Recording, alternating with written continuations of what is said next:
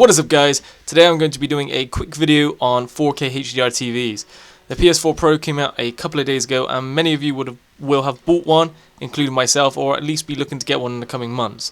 To probably get the most out of your Pro, you'll need a 4K HDR TV, but which one you get makes a big difference in many aspects. So I'll be talking a little bit more about what you should be looking for and making a few recommendations to what to get. In my opinion, the two most important factors to check when buying a 4K TV are HDR and input lag, as these can range greatly. Let's start with HDR. HDR stands for High Dynamic Range. It essentially makes blacks darker and whites brighter, which gives a far better contrast. You are looking to purchase a HDR10 TV, and even less won't produce the results you're looking for. Secondly is input lag. This is something often people won't even realise you absolutely should be considering when buying a TV. Input lag is the time it takes to display a picture by the source to appearing on your screen. This can vary a lot depending on mode, what resolution, and whether HDR is enabled. In my opinion, anything under 40 milliseconds is perfectly usable.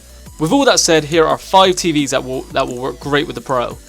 These TVs happen to come from Sony and Samsung, which doesn't have anything to do with brand loyalty. It just happens to be that good 4K TVs at the moment are far and few between, and Sony and Samsung have brought out some good models this year. The first TV on this list is the KU6300 in the US or KU6000 in the EU.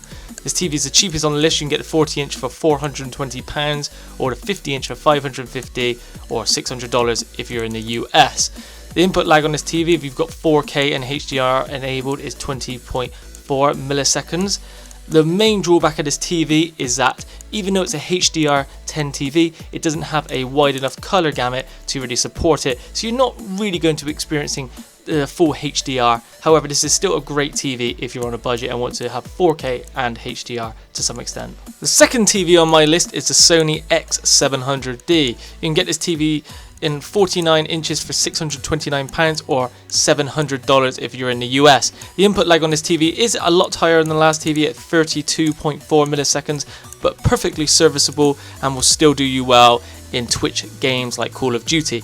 Again, this TV suffers from not a particularly wide color gamut, so even though it's a HDR10 TV again, you're not going to experience it quite as you would like to. However, again, still a great TV for the price, and I would still recommend it. Here we have another Sony TV, and this is the X800D, the series up from the last TV I showed you. You can get this TV in 43 inches for £620 or $650, or you can get the 49 inch. I'd always recommend getting the bigger size at £750 or $800.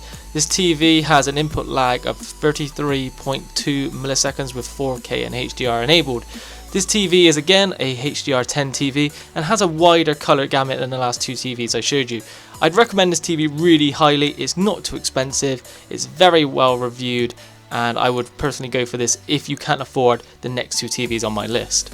We are back to Samsung with my fourth recommended TV on the list. This is the KS8000 if you're in the US or the KS7000 if you're in the EU. You can pick up the 49 inch for £900 or around $1,000 if you're in the US.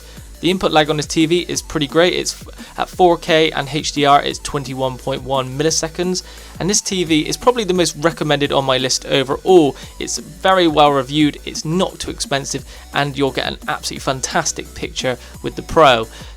Last on my list is a Samsung KS9000 if you're in the US or the KS8000 if you're in the EU. This TV is by far the most expensive on my list, and I'd probably only recommend this over the last TV if money isn't particularly an issue. You can get the 49 inch for $1,300 or around $1,600. The input lag is again very good. It's 4K plus HDR is 20.6 milliseconds. You're probably going to get the best picture from this TV out of all of them on the list. However, I'm not sure this is necessarily worth the £400 price increase over the last TV. However, like I said, if this price isn't an issue, it's probably the best looking TV and will give you the best picture.